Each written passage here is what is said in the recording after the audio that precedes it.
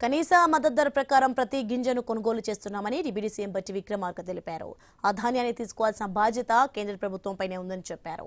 BJP కావాలనే రాజకీయ ఆరోపణలు చేస్తోందని అన్నారు. బీఆర్ఎస్ కూడా కట్టుకథలు ప్రచారం చేస్తోందని మండిపడ్డారు.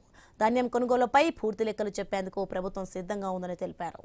రైతుల కోసం అదనంగా 17,000 కోట్లు కేటాయించినట్లు బట్టి స్పష్టం చేశారు. ఖమ్మం జిల్లాలోని గార్లపాడు గ్రామంలో వ్యవసాయ మోటార్లకు ఏర్పాటు చేసిన 7.5 కిలోవాట్ సోలార్ ప్లాంట్ ని బట్టి విక్రమార్క ప్రారంభించారు.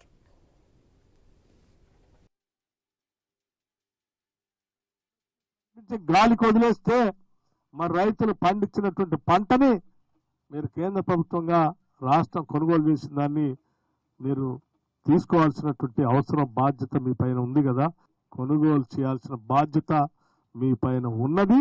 ఏవైతే టిఆర్ఎస్ పార్టీ వారి హయాంలో కొనుగోలు చేసినటువంటి ధాన్యం మనం కొనుగోలు చేసిన ధాన్యాన్ని లెక్క కడితే ఎంత వ్యత్యాసం ఉందో కూడా పూర్తిగా అర్థం అవుతుంది.